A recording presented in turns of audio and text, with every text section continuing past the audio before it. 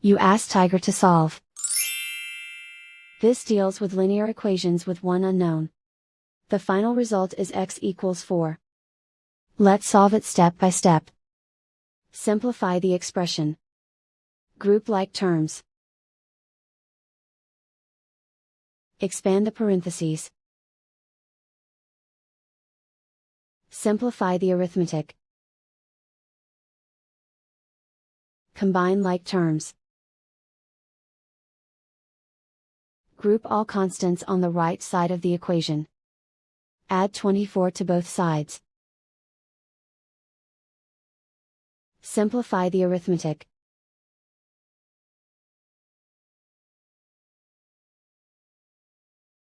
Isolate the b. Divide both sides by 15.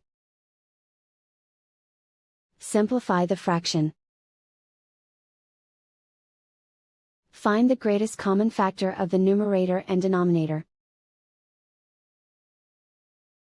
Factor out and cancel the greatest common factor. And so the final result is x equals 4.